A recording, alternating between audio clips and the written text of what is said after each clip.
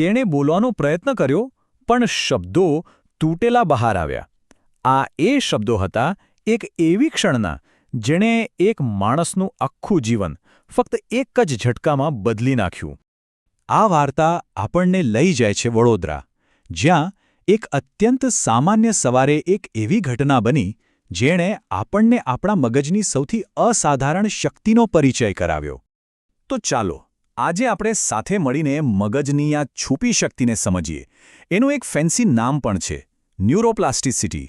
પણ ડરવાની જરૂર નથી. એનો મતલબ બહુ સિમ્પલ છે.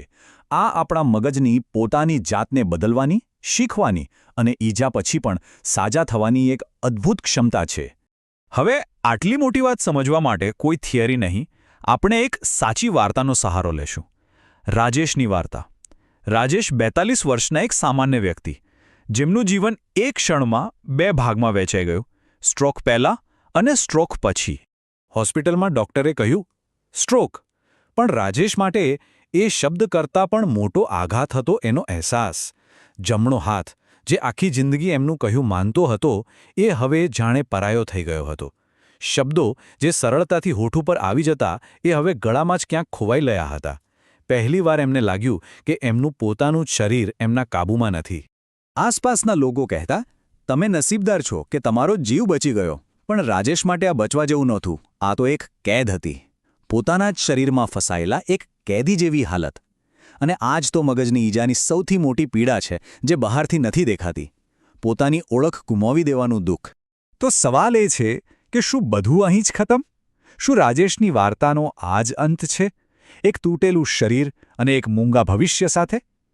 કદાચ સામાન્ય સંજોગોમાં હા, પણ વિજ્ઞાન કહે છે ના, અહીંથી તો ખરી વાર્તા શરૂ થાય છે.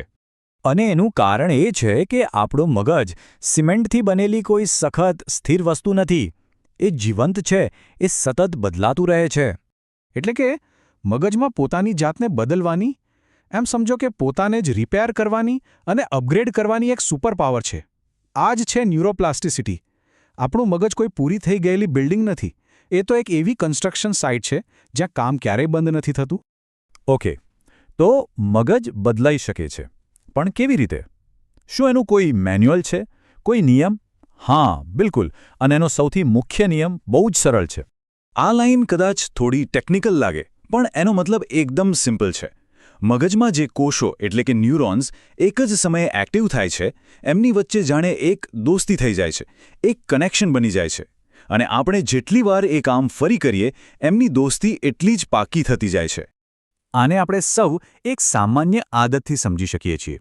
સવારે આંખ ખુલી નથી કે હાથ સીધો ફોન તરફ જાય છે, અને પછી તો બસ સ્ક્રોલિંગ ચાલુ. આ કોઈ જાદુ નથી. આ તો આપણે જાતે જ મગજને ટ્રેનિંગ આપી છે. આપણે રોજ એ જ કામ કરીને ઉઠવું અને સ્ક્રોલ કરવું વચ્ચે એક સુપરફાસ્ટ હાઈવે બનાવી દીધો છે. આ પણ ન્યુરોપ્લાસ્ટિસિટી જ છે, પણ કદાચ ખોટી દિશામાં. ચાલો આને હજી સરળ બનાવીએ. કલ્પના કરો કે આપણું મગજ એક વિશાળ, લીલુંછમ ઘાસનું મેદાન છે. હવે જ્યારે આપણે કોઈ નવી આદત પાડીએ છીએ, તો એવું છે કે આપણે એ ઘાસ પર પહેલીવાર ચાલી રહ્યા છીએ. કોઈ રસ્તો નથી, એટલે થોડી મહેનત પડે. પણ જો આપણે રોજ એ જ રસ્તેથી ચાલીએ તો ધીમે ધીમે ત્યાં એક કેડી બની જશે, ખરું ને? બસ આ જ છે ન્યુરલ પાથવે, આપણી આદતોથી બનેલી મગજની કેડી. પણ અહીં એક બહુ જ અગત્યની વાત સમજવા જેવી છે. આ ઘાસના મેદાનને એટલે કે આપણા મગજને કોઈ ફરક નથી પડતો કે આપણે કઈ કેડી બનાવી રહ્યા છીએ, સારી કે ખરાબ. એ તો બસ આપણે જે રસ્તે ચાલશું એને પાક્કો કરી દે છે. રોજ કસરત કરીશું તો તંદુરસ્તીની કેડી મજબૂત બનશે. રોજ ચિંતા કરીશું તો ચિંતાની કેડી પાક્કી થશે. આ પસંદગી સંપૂર્ણપણે આપણી છે. તો આનો મતલબ એ થયો કે ડ્રાઇવિંગ સીટ પર આપણે છીએ. આપણે નક્કી કરી શકીએ કે કઈ કેડી બનાવવી અને કઈ નહીં. પણ કેવી રીતે? આપણે આ સુપર પાવરનો ઉપયોગ આપણા ફાયદા માટે કેવી રીતે કરી શકીએ? વેલ, વિજ્ઞાને આપણા માટે અમુક ટૂલ્સ શોધી કાઢ્યા છે. સૌથી પહેલું અને સૌથી પાવરફુલ ટૂલ છે પુનરાવર્તન એટલે કે રિપીટેશન. પછી આવે છે ધ્યાન એટલે કે ફોકસ. કારણ કે આપણે જે બાબત પર ફોકસ કરીએ, મગજ એને જ ગંભીરતાથી લે છે.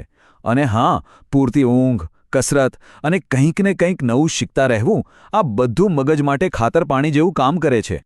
પણ આ બધામાં એક વાત ગાંઠ બાંધી લેવા જેવી છે. Repetition is king.